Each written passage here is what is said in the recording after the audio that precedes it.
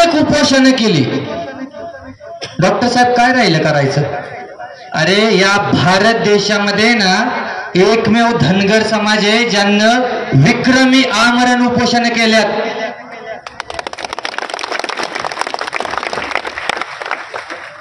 तुम्ही टाळ्या वाजवल्या त्याबद्दल धन्यवाद, परंतु ही टाळ्या वाजवायची बाब नाही, हे आपलं दुर्दैव आहे.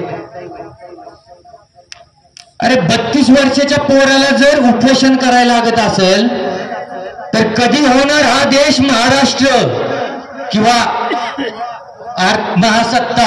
कधी होणार? माझ्याकडे बघून उद्या 16 वर्षाच्या पोराला वाटू शकतं की मी उपोषणाला बसतो का? नाही वाटू शकत. आणि मग या देशातल्या तरुणांची ही अवस्था असेल तर कुठल्या दिशेनं चाललोय आपण? हा प्रश्न कधी तुम्ही विचारणार आहात की नाही? हा का नाही?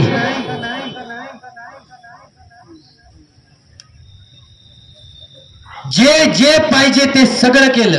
मंत्रालयात बकरी सुद्धा सोडली.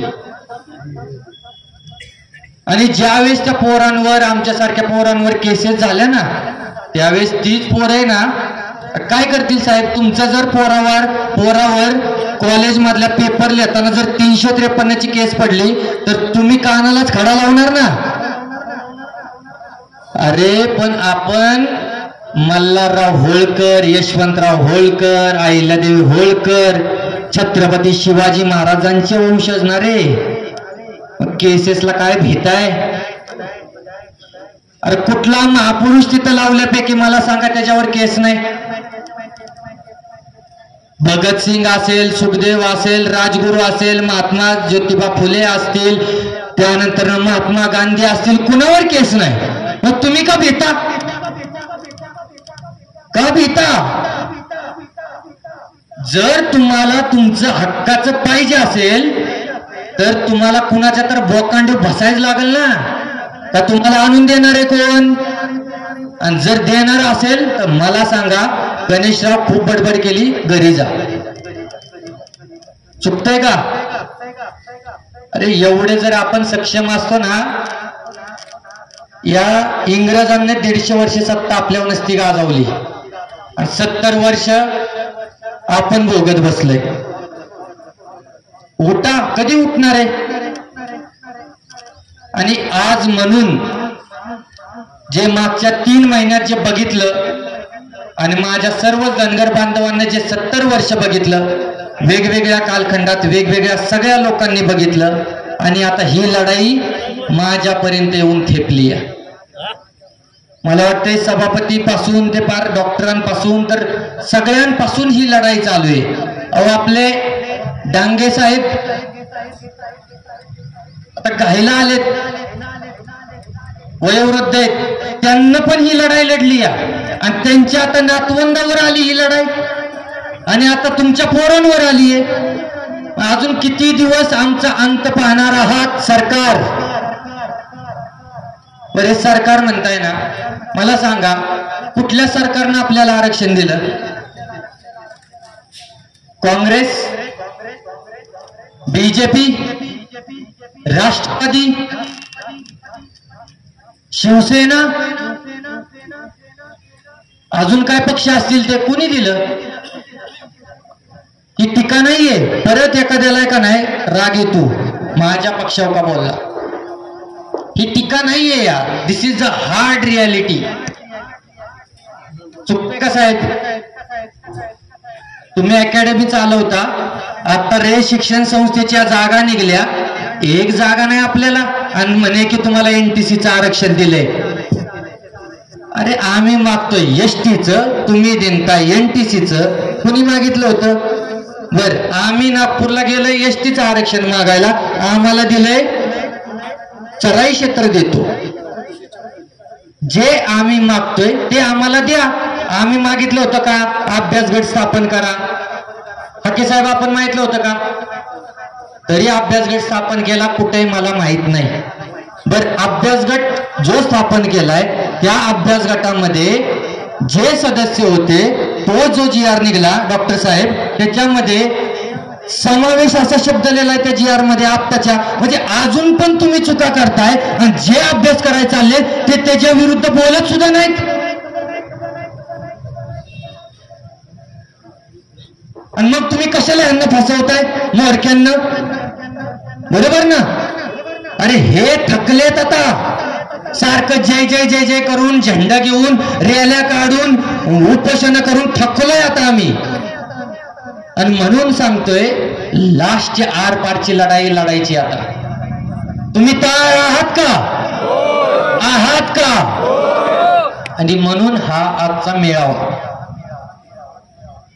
आणि मग मला तुम्ही सांगा जा, हा महाराष्ट्र शासनाला इशारा देण्यासाठी हा इशारा मेळावा आपण घेतला. आणि या इशारा मेळाव्याला तुम्ही वेगवेगळ्या गावातून वेगवेगळ्या वाड्या वस्त्यातून इथं उपस्थित राहिला. मला सांगा आता तुम्ही की काय इशारा द्यायचा या सरकारला? आहेत का कुणाकडे सजेशन? उठून उभं राहा, तुम्हाला बोलायला देतो, फक्त सजेशन द्यायचं. डॉक्टर साहेब तुम्हाला काय वाटतंय, काय इशारा द्यायचा? ज्याला वाटतंय की हा इशारा या महाराष्ट्र शासनाला या मसवड नगरीमधून द्यायचा आहे, तो त्या इशाराबद्दलची एक कल्पना किंवा एक आयडिया तुम्ही सांगू शकता, त्यांना हात वर करा की आपण हे करू म्हणजे गणेश सरकार आपल्यापुढे आपली मागणी मान्य करेल. कोणाला वाटतंय काय इशारा द्यावा? हात वर करा. अरे इशारा तरी सांगा यार प्लीज. जय मल्हार इशारा नाहीये, जय मल्हार. ठीक आहे.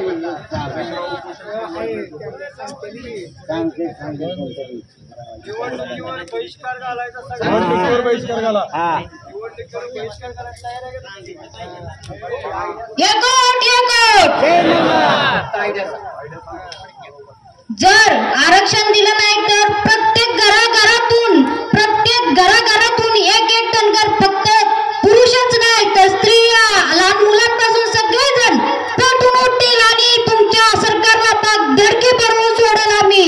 हा आमचा इशारा असेल.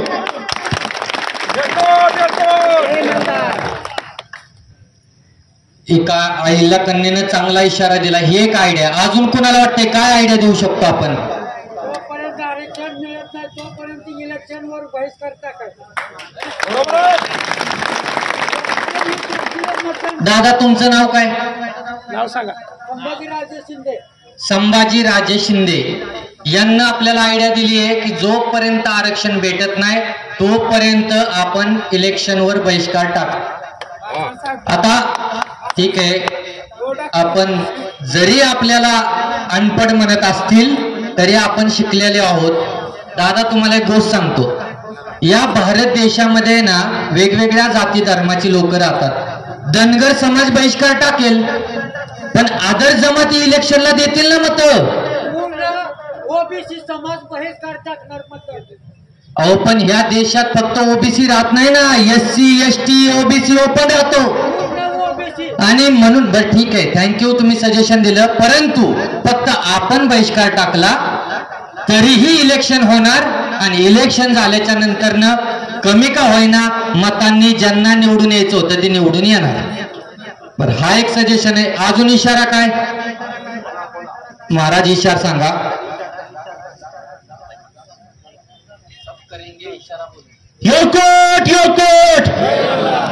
मायबाप हो, आरकिरे गणेश दादांनी इशारा सांगा असं म्हटलेलं आहे.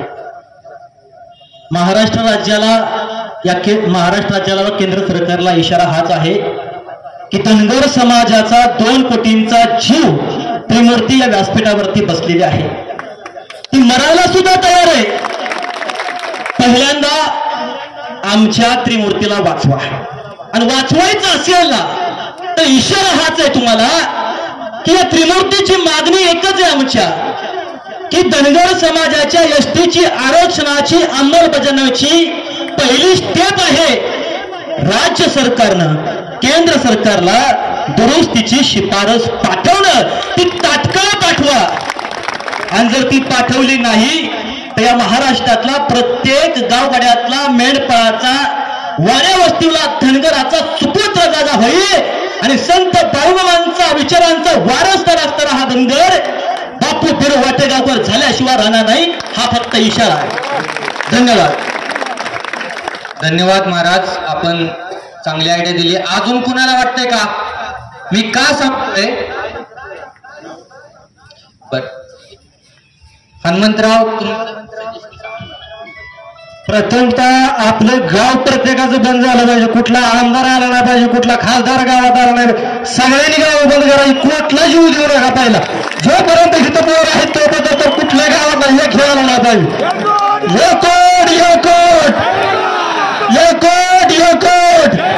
धन्यवाद.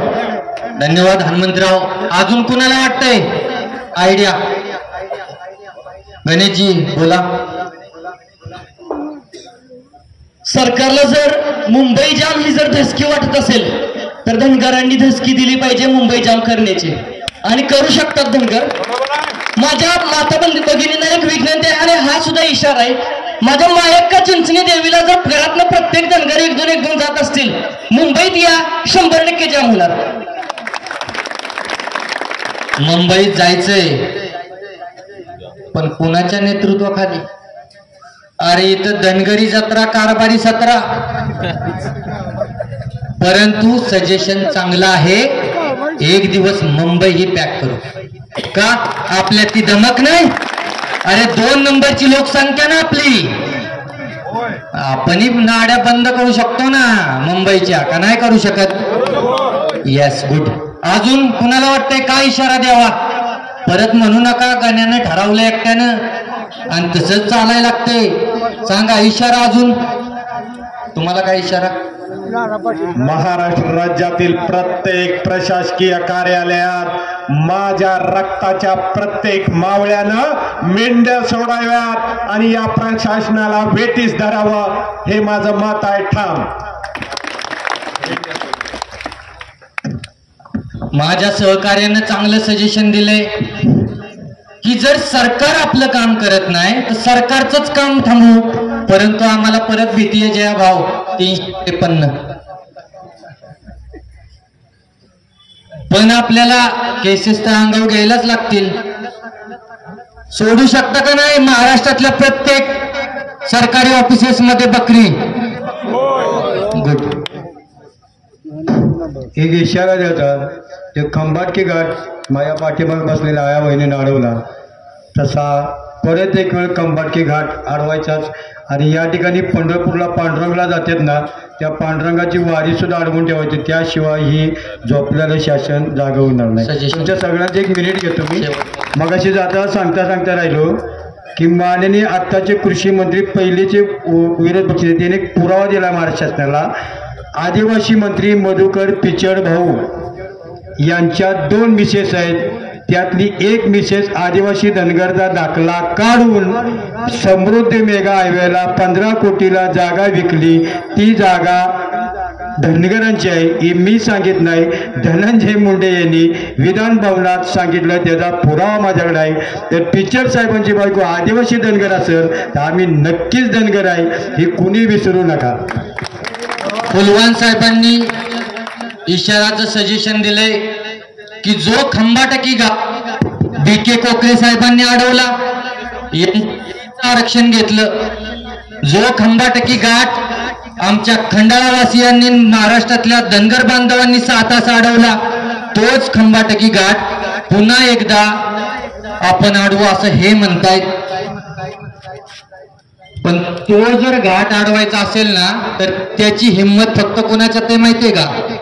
या माग बसलेल्या रणरागिणींमध्ये, आपल्यामध्ये नाहीये. आपण पळून जातो. मग यावेळेस जर अडवायचं ठरलं तर पळून जाणार का? जोपर्यंत आरक्षण भेटत नाही तोपर्यंत अडवणार का? हा सांगा. बघा यायचं. गणेशराव, एक इशारा माझ्याकडून आहे. शरदजी बोरड आपल्याला सजेशन देत आहेत. आवाज येते. जय मल्हार, आपला एकच इशारा बघा, ठरवा. फक्त आपल्या नेत्याच्या मागे, आपल्या धनगराच्या माणसानं कुणीच जायचं नाही. कुठल्याच नेत्याच्या मागे, तो राष्ट्रवादीचा असू दे, शिवसेनेचा असू दे, भाजपचा असू दे, अगदी MIMचा असू दे, कुठल्याच नेत्याचा कार्यकर्ता म्हणून कुणीच काम करायचं नाही. शिव सरकारला इशारा द्या, बरोबर सरकारवर निवेदन आहे. सगळ्यांना मान्य आहे का? सगळ्यांना हात वर करा. आणि कोण जर सगळ्यांना मान्य आहे का बघा?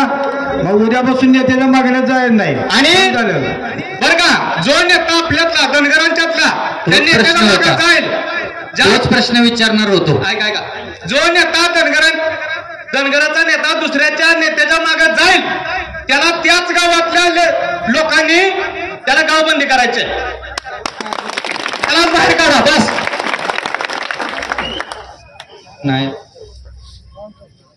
याचा विचार करता येईल. ठीक आहे, लोक तयार असतील तर काही करू शकतो आपण. अजून कुणाकडे काय आयडिया? काय की खूप वेळ झालं तुम्ही बसलाय, मी खूप जास्त बोललोय. कुणाकडे काय आयडिया? कुणाकडे काय आयडिया अजून? तुमच्याकडे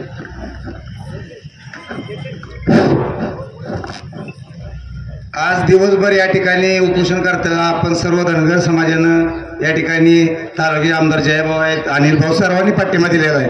अतिशय तुम्ही मोलाचं मार्गदर्शन या ठिकाणी केलेलं आहे. आता इथून पुढं आपणाला एकच नेता समाजासाठी पुढं करावं लागणार आहे. प्रत्येकाला राजकीय रंग लागलेला आहे, त्यामुळे आता कुणाचं नाव न घेता गणेश केसकर यांच्या पाठीशी आपण सर्वांनी उभा राहूया आणि जी दिशा आपण ठरवाल त्याचबरोबर त्यांच्याबरोबर आपण राहून आपलं आरक्षण मिळवूया. आपण तरी सगळे आहेच त्यांच्या पाठीशी आणि इथं पण बसलेले सर्व उपोषणकर्ते आहेत आणि चक्काजाम केल्याशिवाय आपल्याला शासन आरक्षण देणार नाही. चक्काजाम. थांबा एक मिनिट बरं का, मला काही नेता या ठिकाणी एक मिनिट बोलू. डॉक्टर तारंगे साहेब आलेले आहेत. आमचं कोणाचं लक्ष नव्हतं. डॉक्टर साहेब तुमचं आमच्या उपोषणकर्त्या वतीनं उभं राहावं, एक माझी इच्छा आहे. तुम्ही खरोखर उभं राहावं आणि धनगरांचा तरुणाचा तरणा बांड आवाज कुणाला बघायचा असेल तर समोर तुमच्या उभा राहिलेला आहे. डॉक्टर साहेब प्लीज उभा राहा प्लीज. गेले तिथनं माघारी. थांबा एक मिनिट बरं का, मला काय नेता बनायचं नाही, कारण की जे आपल्या सर्व नेत्यांवर झालंय तेच माझ्यावर करू नका. कसं असतं, चांगलं बोलणारं पोरग दिसलं, लढणारं पोरग दिसलं की त्याला या सगळ्या गोष्टी येतात. आपला विषय असा आहे, जोपर्यंत धनगर समाजाला आरक्षण भेटत नाही तोपर्यंत ना नेता ना पक्ष. आणि जर तुम्हाला रूपात जरी मला बघायचं असेल तर पहिल्यांदा आरक्षण आणा आणि ते घेऊन आणण्यासाठी तुम्ही सगळ्यांना सपोर्ट करा. आणि मी तेवढा कॅपेबल नाहीये. बरोबर. बरं, आता खूप वेळ झालाय. सजेशन एक मिनिट. बर, एक फिक्स करायला लागेल म्हणून. बर, सगळ्यांना सजेशन दिले, इशारा काय काय आपण देऊ शकतो हे ठरवलं. लवकरच तो इशारा प्रत्येक महाराष्ट्रातल्या धनगर बांधवांच्या मोबाईलला असेल किंवा आम्ही सांगू, परंतु ते काय इशारे आहेत हे मी परत एकदा सांगतो की मुंबई जाम करायची, गावबंदी करायची, मतदानावर बहिष्कार टाकायचा, महाराष्ट्रातील प्रत्येक सरकारी कार्यालयामध्ये मेंढ्या सोडायच्या. आपलाच नेता आपला झेंडा आणि तो काय आपलाच दांडा काहीतरी. पण खूप वेळ झालं हे चाललंय. लवकरच तुम्हाला आम्ही, पण सरकारला या सभेतून इशारा आहे. जयाभाऊ, तुम्ही तर खूप वेळ झालं बसला, तुम्ही खूप मोठे हस्ते आहात, आमचं सगळं ऐकून घेतलं. माझं म्हणणं तुम्ही लोणंदमध्ये ऐकलं होतं आणि आज पण तुम्ही आमचं म्हणणं सरकारपर्यंत पोहोचवणार, जसं मागही पोहोचवलं यावेळेसही तुम्ही पोहोचवणार अशी आशा आपल्याकडून ठेवतो. कारण की आपण एवढा वेळ आम्हाला दिलाय आणि आमचं म्हणणंही तुम्ही सरकारपर्यंत पोहोचवणार अशी आशा ठेवतो. आणि लवकरच तुम्हाला आम्ही एक इशारा तुमच्या, कारण खूप सारे सजेशन आले, त्यातनं एकच आपल्याला करायचा आहे आणि तो आर पारचा करायचा आहे. आणि जर आर पारचा करायचा असेल तर तुम्हाला तेवढ्या ताकदीनं महाराष्ट्रातून एकत्र यावं लागेल. महाराष्ट्रातल्या प्रत्येक जिल्ह्यातून, गावातून, खेड्यातून सगळ्यांना त्याची अंमलबजावणी पहिल्यांदा याची करायला लागेल आणि मग तुमच्या एसटी आरक्षणाची अंमलबजावणी होईल. नाहीतर तुम्ही बुलढाण्यात एक बसतोय, जामखेडमध्ये बसतोय, कसवडमध्ये एक बसतोय. असं केल्यावर आपली ताकद डिसेंट्रलाइज होते. आपल्याला ती सेंट्रलाइज करायची आहे. आणि म्हणून जो इशारा आम्ही तुम्हाला सांगू त्या इशाऱ्यावर अंमल करा आणि तो दिलेला इशारा पूर्णपणे सक्सेसफुल करण्याच्या मार्गाने तयारीला लागा. जय हिंद, जय महाराष्ट्र, जय अहिल्या, जय मल्हार. येळकोट येळकोट येळकोट येळकोट येळकोट येळकोट. धन्यवाद माझं ऐकून घेतल्याबद्दल. असं मी जाहीर करतो. येळकोट येळकोट.